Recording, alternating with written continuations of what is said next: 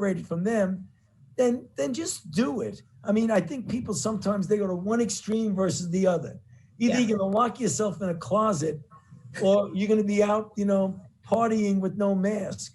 You could see your friends. I mean, what I do myself right now, I'm very careful about wearing a mask. But every evening, and it's now late at night because there are no evenings anymore. When I go home, my wife and I, we go out for a 4-mile jog, power walk, whatever you want to call it. And I do this, just like this, and I'm chatting with her. If I see 50 yards ahead, someone coming, I go like that. We pass them, hello, how are you? And then I'm outside. You can do that. You can do that. Yeah. God bless you, 4 miles every day. That's why you're so terrific and you're healthy. So we have a lot of teachers who are anxious, want to go back to school, know that's best for the students they teach, miss the kids they teach. They're afraid. They're afraid. And it's emotional, obviously. What do you say to give those teachers some confidence and comfort that, it's going to be safe to go back to teaching? Yeah. It's going to be safe to go back to teaching merely because you happen to be in a state, in a city, in a county in which the infection rate is so low that the chances of you getting infected is very, very low.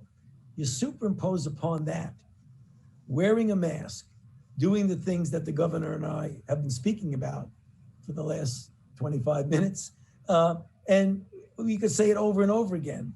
It's never completely risk-free, but for goodness sakes, we are living, all of us, in a historic pandemic. We've never had anything like this for the last 102 years since the pandemic of 1918. So it really is a challenge.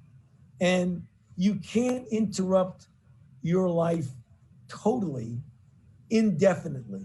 You've got to try to safely get back to normal. And the way to safely get back to normal is to make sure your state and your city and your county is green, which it is, and make sure it stays green. Now, you may have heard me on TV or on the radio saying we help each other. We're all in this together.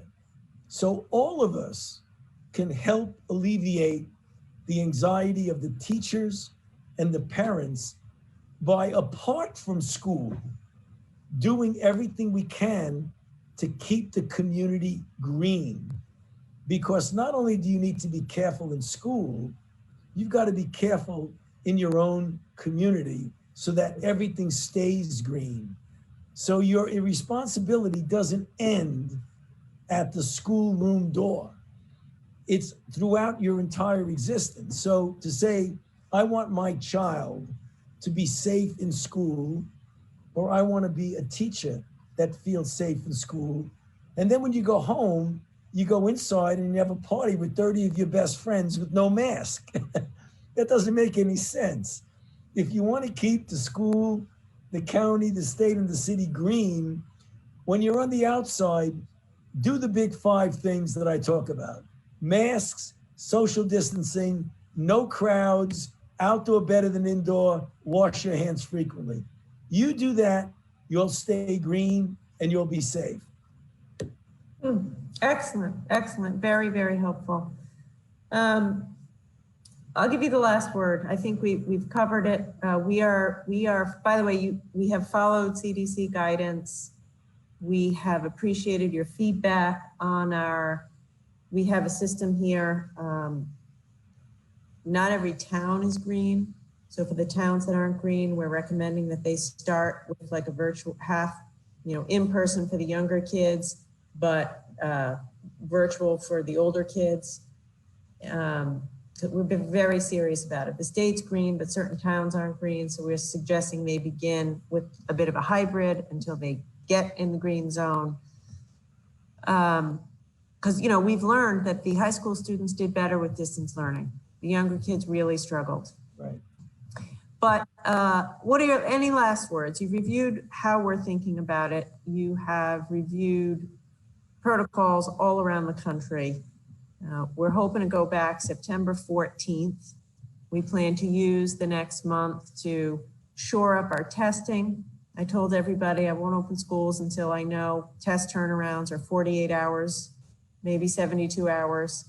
Make sure our contact tracing is where it is.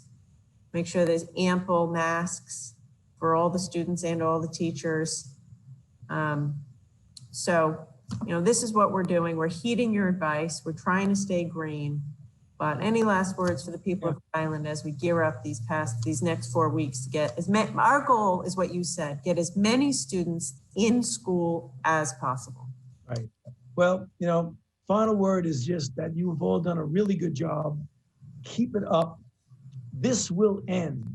Sometimes when you've done this for 6 months now, you think, my God, is this ever going to end? It will end for sure. And it will end with the combination of maintaining the public health principles that the governor and I have just been speaking about, together with my cautious optimism about a vaccine by the end of the year, the beginning of next year. We'll get out of this. We'll get out of it together. So the more effort you put into keeping yourselves as green as you possibly can, the better it is. But we're going to be, a year from now, probably celebrating how we got through this together. Yeah, I certainly hope so. I share your optimism about the vaccine, and that, of course, will be a game changer. Right. Okay, well, I know you're a very busy guy, and you're very, very kind to take some time with us this afternoon. So we're going to stay at it and keep yourself strong. I'm glad to hear you walk every day. We need you healthy. Thanks a lot, Governor. Pleasure. Thank you for everything. Thank you. Take care. Take care. Bye-bye.